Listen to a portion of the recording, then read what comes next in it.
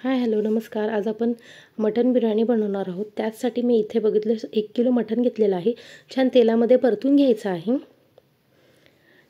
सर्व मटन मी इथे एक शिट्टी करून घेतलेली आहे, जेणेकरून आपल्याला बिर्याणीमध्ये छान असं मटन शिजलं जाईल। त्यासाठी मी इथे कुकरला हळद मीठ घालून एक शिट्टी काढून घेतलेली आहे व थोडासा कांदा ब्राउन केलेला आहे। त्याच्यामध्ये हे आपण 1 किलो मटन घालून छान फ्राय करून घेणार, म्हणजे फ्राय करून घ्यायचं आहे। मस्त बघू शकता इथे सर्व मटन छान तेल सुद्धा छान सुटलेलं आहे आणि छान परतून घ्यायचं आहे। आपल्याला सर्व एकत्र परतून घ्यायचं आहे, जेणेकरून मटन हे कच्चं राहणार नाही। त्याचबरोबर इथे मी 1 वाटी भरून लसूण पेस्ट घेतलेली आहे। लसूण पेस्ट ही ह्या मटणावरतीच तेलामध्ये का घालायची, कारण लसणाचा जो कच्चपणा असतो, म्हणजे कच्चा स्वाद जो असतो तो आपल्याला बिर्याणी खाताना लागणार नाही, यासाठी इथे मी तेलामध्येच छान फ्राय करून घेतलेला आहे। त्याचबरोबर इथे अद्रकचीही 1 वाटी पेस्ट घालून घ्यायचं आहे। छान परतून घ्यायचं आहे। खमंग तेल सुटूस्तोवर आपण छान परतून घेणार आहोत।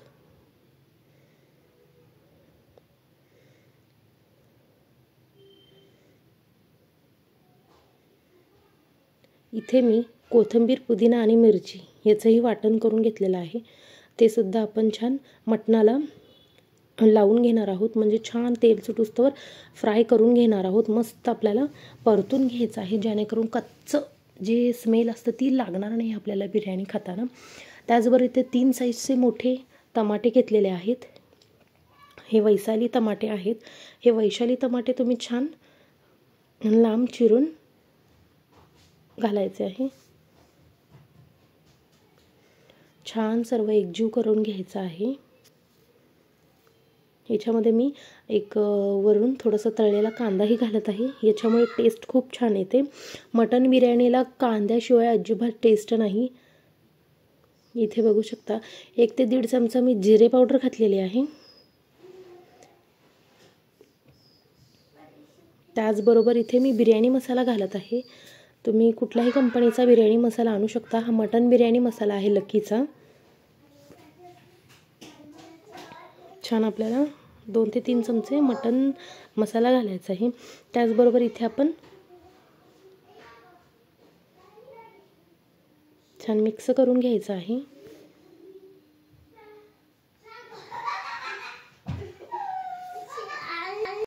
आता इथे मी 1 चमचा हळद घातलेली आहे। हळद घालून लाल तिखट 1 चमचा घातलेला आहे।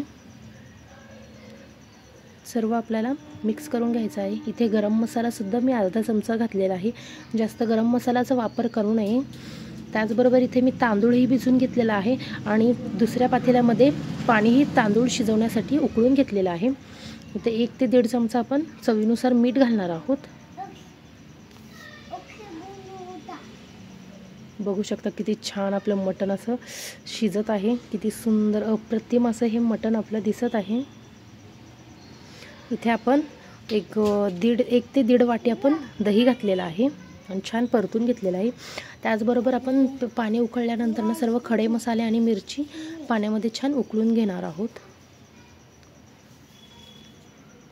त्याच्यामध्ये मीठ टाकणार आहोत चवीनुसार।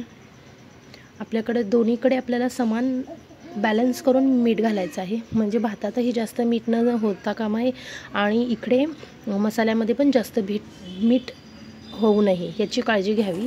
आता मी याच्यामध्ये भात सर्व टाकून शिजवून घेतला आहे। हे बघू शकता हा 50% भात शिजलेला आहे। पाणी उकळल्यानंतर मी तांदूळ याच्यामध्ये घातलेला आहे व छान आपला हा भात शिजवून घ्यायचा आहे। तोपर्यंत इथे मसाला मी छान असा परतून घेतलेला आहे। छान परतायचा आहे। बघा इकडे भात तोपर्यंत शिजलेला आहे आणि सर्व आपल्याला लेयर करून टाकायचं आहे। सर्व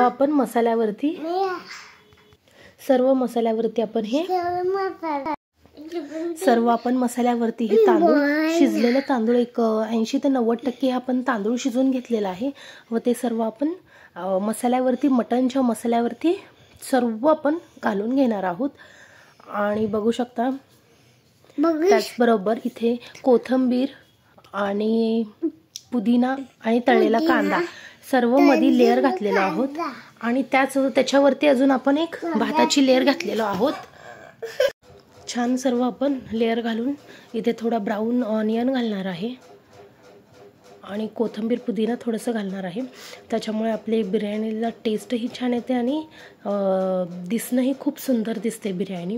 बघू शकता किती छान आपली ही मटन बिर्याणी तयार आहे। त्याचबरोबर इथे आता तुम्ही पाहू शकता मी एक थोडंसं दूध घातलेलं आहे, अर्धा वाटी दूध घालायचं आहे। मस्तपैकी वर्ण दूध घालून घ्यायचं आहे। इथे मी अर्धा वाटी कलरचं पाणी घातलेलं आहे। कलरमुळे मस्त बिर्याणीला छान असं रूप येतं, म्हणजे एकदम सुंदर असं हे आपले दाणेदार छान दिसतात। त्याचबरोबर 3 ते 4 चमचे इथे मस्त तूप घालून घ्यायचं आहे, साजूक तूप आहे। बिर्याणीला मस्त आणि खमंग असा वास हा तुपामुळे येतो मस्तपैकी। आता तूप टाकून झाल्यावरती आपण ह्याला स्टीम करणार आहोत। स्टीमसाठी मी इथे फॉईल पेपर वापरत आहे। सर्व आपण पॅक करून घेतलेलं आहे। वर आपण छान झाकण ठेवायचं आहे आणि वजन ठेवायचं आहे। अशी आपली ही तयार आहे मटन बिर्याणी। लाईक, शेअर आणि सबस्क्राईब।